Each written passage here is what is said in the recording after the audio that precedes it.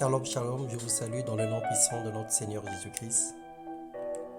Ce matin, par la grâce du Seigneur, nous allons partager la parole de Dieu. Le Seigneur a pour nous des projets de bonheur et de paix pour nous donner un avenir et de l'espérance. Dieu veut ce matin encourager une vie, Dieu veut relever une vie, Dieu veut propulser une vie ce matin, Dieu veut apporter un sang nouveau dans une vie. Alors nous allons partager la parole de Dieu sur le thème « Sois un miracle pour les autres ». Il arrive des fois où nous réclamons tellement des miracles à Dieu et nous oublions que nous pouvons l'être pour des millions de personnes sur la terre.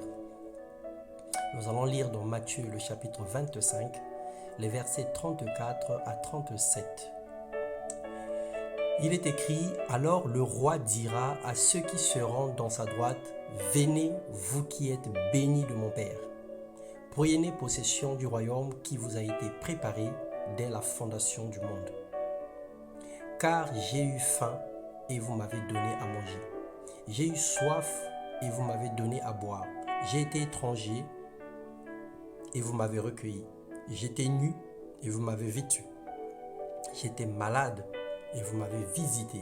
J'étais en prison et vous êtes venus vers moi. » Le Seigneur a fait de toi un instrument puissant pour sa maison, un instrument puissant pour ton peuple, un instrument puissant pour ta famille.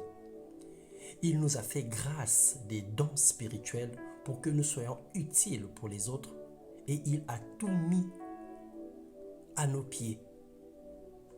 Un véritable enfant de Dieu ne cherche pas le miracle parce qu'il est lui-même un miracle pour les autres. Et toujours dans le prologue de l'évangile selon Matthieu, le chapitre 25, le verset 45, il est écrit « Et il leur répondra, parlant de Jésus, « Je vous le dis en vérité, toutes les fois que vous n'avez pas fait ces choses à l'un de ces plus petits, c'est à moi que vous ne l'avez pas fait. » Alors il ne pleure pas pour le manque d'amour, le chrétien, car Dieu a aimé pour que nous aimions. Dieu nous a aimés pour que nous aimions les malheureux. Il nous a guéris pour que nous prions pour les malades. Nous sommes les dispensateurs de l'amour de Dieu. Alors sois un miracle pour les autres. Donne sans attendre en retour. Aime sans condition. Travaille sans relâchement. Ne recherche pas l'approbation des hommes. Oublie le merci et les acclamations. Simplifie-toi la vie. Marche comme Christ a marché. Sois un vase d'honneur pour le Seigneur, un ambassadeur pour accueillir, traiter et arranger pour les autres les situations. Et Dieu réglera pour toi. Tu es un miracle pour celui qui a faim. Tu es une bénédiction pour celui qui pleure.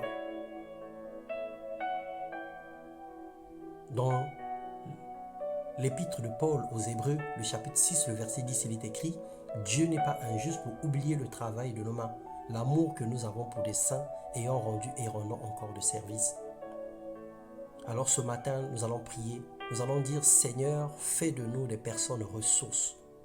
Mets à notre disposition plus de provisions divines pour servir les autres.